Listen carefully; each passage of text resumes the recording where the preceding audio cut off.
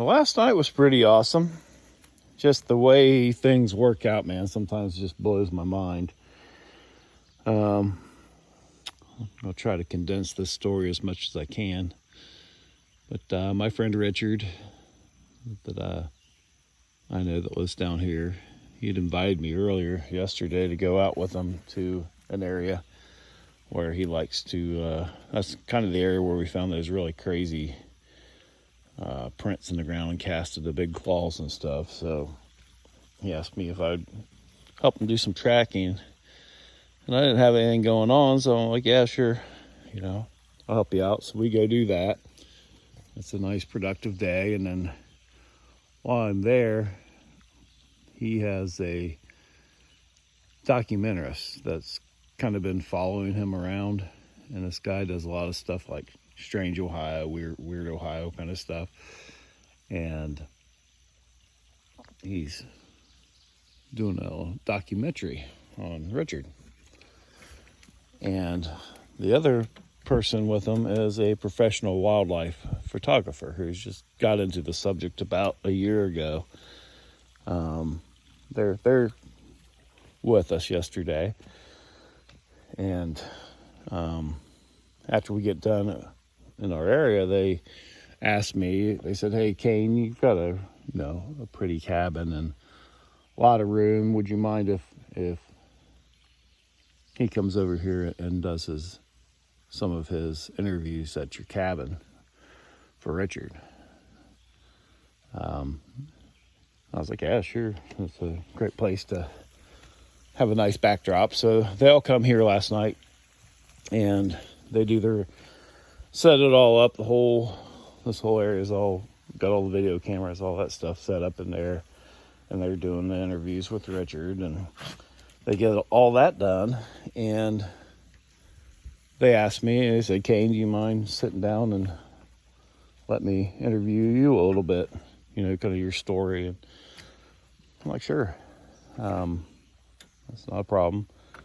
So while we're in there and he's conducting an interview with me, the other two guys are out here and they're trying to be quiet while there's video, sessions going on in there. While they're out here, it's dark at this point. I have a motion light that's right here. I guess it kicks on. They don't realize that it's a motion light. They're like, I thought Kane was in there getting interviewed, and they peek in. They're like, oh, he's in there. So Richard, he just stands up. He's sitting right here, stands up, looks over, tells the other guy, look over here.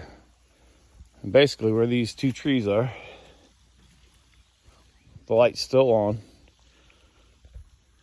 They're telling me there was a giant Sasquatch standing right to the left of these two trees. And they're telling me his head was even with this branch where he was standing up on this hill. Jet black. So we're kind of scrambling, the interview gets interrupted by an encounter. So we're out here and they're explaining everything and they're all amped up, and this professional wildlife photographer, this is the first time he has ever seen anything. Like, didn't even know that these are real. And he has this first sighting right here. And they're trying to tell me where this happened. And I walk up here and I'm looking, and all three of them, now by this time the guy's got the video camera rolling. As I sit here, I get hit in the chest, right square in the chest. And all hell breaks loose. Stuff starts hitting the cabin, and we end up, two of us go to the back, two of us go to the front, and it's an encounter. It's happening live. Why this guy's here? And I mean, I went out here to look earlier. That's from last night. That's a rock sitting on the deck. And we were up till probably 4 in the morning until everything finally calmed down. I did, obviously, I got my thermal. By that time, reaction time and stuff, I did catch a thermal hit. And by this time it had moved, at least I think that one moved. It was up here, and it's just a small hit. That was, I think it's this tree right here. It covered it. It was like right when I was, you're panning around, you can't see anything. And then it went back. It was back, but I still got a glimpse of it. But I'm going to let these people tell their story. That's the part that I'm really excited about. It's not me saying this is going on. Now there's 3 other people that witnessed it. 2 of them are basically professional cameramen and video record, documenters. So that's awesome. For me, it's awesome because I can just sit back and basically say, I told you so.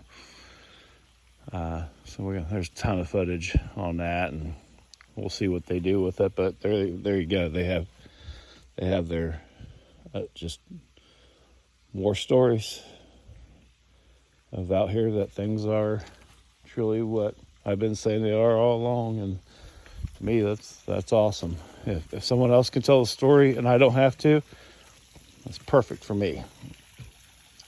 Y'all take care.